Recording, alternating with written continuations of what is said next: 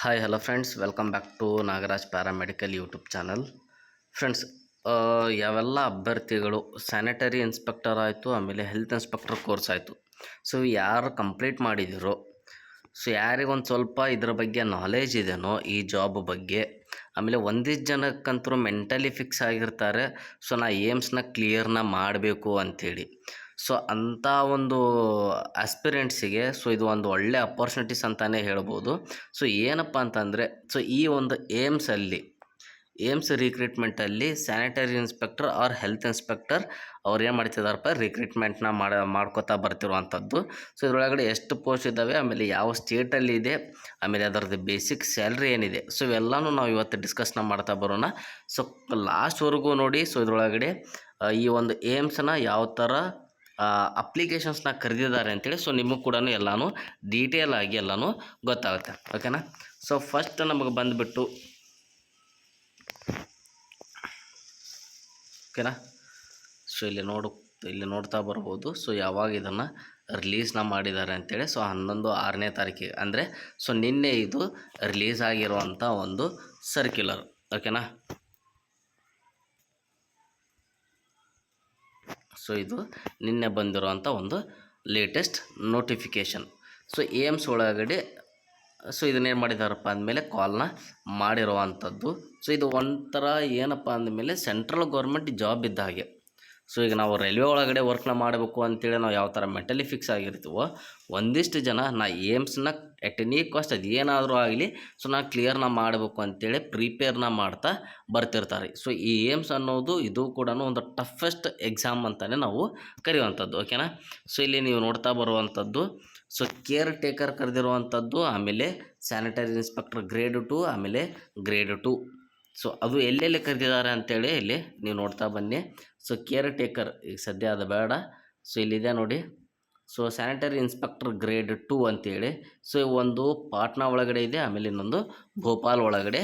So ಇದನ್ನು ಕಾಲ್ನ ಮಾಡಿರುವಂಥದ್ದು.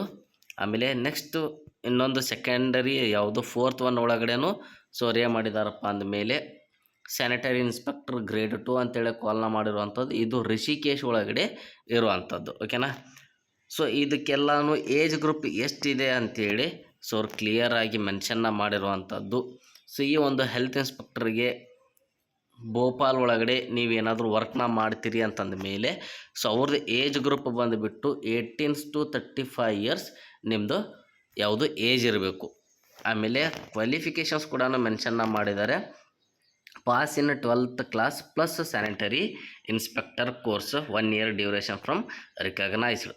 So PUC pass ಆಗಿರಬೇಕು. ಆಮೇಲೆ ಯಾವುದು ಹೆಲ್ತ್ ಸ್ಯಾನಿಟರಿ ಇನ್ಸ್ಪೆಕ್ಟರ್ ಕೋರ್ಸ್ನ ಕಂಪ್ಲೀಟ್ನ ಮಾಡಿರಬೇಕು. ಸೊ ಅಂದರೆ ಸೊ ಈ ಒಂದು ಏಮ್ಸ್ಗೆ ನೀವು ಅಪ್ಲಿಕೇಶನ್ಸ್ನ ಹಾಕಲಿಕ್ಕೆ ಎಲಿಜಿಬಲ್ ಬರುವಂಥದ್ದು. ನೆಕ್ಸ್ಟ್ ಸೊ ಇದು ಯಾವುದಪ್ಪ ಅಂದಮೇಲೆ ಭೋಪಾಲ್ದು ಮುಗೀತು. ಸೊ ನೆಕ್ಸ್ಟ್ ಯಾವುದಪ್ಪ ಅಂದಮೇಲೆ ಪಾಟ್ನಾ. ಓಕೆನಾ. So Patna sanitary inspector grade 2ದು ಸೊ ಏಜ್ ಸೇಮ್ 18 to 35 ಇದೆ. So 12th plus health sanitary inspector, ಆಮೇಲೆ not less than 4 years of experience in 200 bedded hospital. Patna ಒಳಗಡೆ ನೀವೇನಾದರೂ ವರ್ಕ್ನ ಮಾಡ್ತೀರಿ ಅಂದಮೇಲೆ ಕ್ವಾಲಿಫಿಕೇಷನ್ ಸೇಮ್ ಆಗಿಯೇ ಇರುತ್ತೆ. ಬಟ್ ಇಲ್ಲಿ ಎಕ್ಸ್ಪೀರಿಯನ್ಸ್ನ ಅವರು ರಿಕ್ವೈರ್ ಇರುವಂಥದ್ದು. ಅವ್ರ ಎಕ್ಸ್ಪೀರಿಯನ್ಸ್ 4 years ಇರಬೇಕು. ಅದು 200 ಬೆಡ್ಡೆಡ್ ಹಾಸ್ಪಿಟಲ್ ಒಳಗಡೆ ನಿಮಗೆ ವರ್ಕ್ನ ಮಾಡಿರುವಂಥ ಎಕ್ಸ್ಪೀರಿಯನ್ಸ್ ಏನಾದರೂ ಇದ್ದರೆ ಸೊ ನೀವು ಇಲ್ಲೇ ಏಮ್ಸ್ ಪಾಟ್ನಾಗಿ ನೀವು ಅಪ್ಲಿಕೇಶನ್ಸ್ನ ಹಾಕಬಹುದು. ನೆಕ್ಸ್ಟ್ ಇನ್ನೊಂದು ರಿಷಿಕೇಶ್. ಸೊ ರಿಷಿಕೇಶ್ಗೂ ಏಜ್ 18 to 35 ಇದೆ. ಆಮೇಲೆ ಇವ್ರದ್ದು ಕೂಡ 12th ಪ್ಲಸ್ ಆಮೇಲೆ ಯಾವುದು 1 year sanitary inspector course complete ಆಗಿರಬೇಕು. Not less than 4 years of experience. 4 ವರ್ಷಕ್ಕಿಂತ ಕಡಿಮೆ ಯಾವುದೇ ಕಾರಣಕ್ಕೆ ಎಕ್ಸ್ಪೀರಿಯನ್ಸ್ ಇರಬಾರ್ದು. ಅಟ್ಲೀಸ್ಟ್ 4 years ಆಫ್ ಎಕ್ಸ್ಪೀರಿಯನ್ಸ್ ಇರಬೇಕು.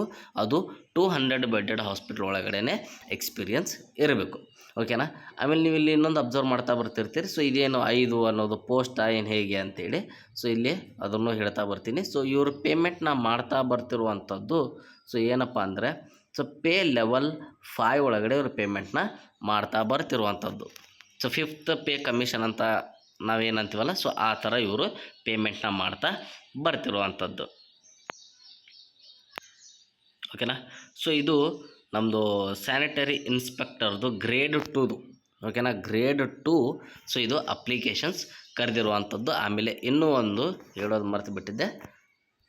So sanitary inspector grade 2 so Bhopal ಒಳಗಡೆ ಆಯಿತು.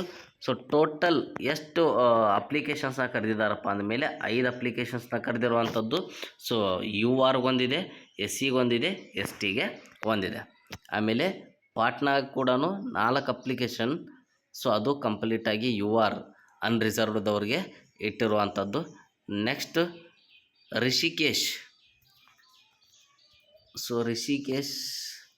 ಸೊ ಎಷ್ಟು ಟೋಟಲ್ 6 ಪೋಸ್ಟ್ ಇದ್ದಾವೆ, ಒಂದು ಯು ಆರ್ ಆಮೇಲೆ ಇನ್ನೊಂದು ಎಸ್ ಸಿಗೆ. ಓಕೆನಾ. ಸೊ ಐ ಹೋಪ್ ಇದು ನಿಮ್ಗೆ ಕ್ಲಿಯರ್ ಆಗಿದೆ ಅಂತ ಅನ್ಕೋತೀನಿ.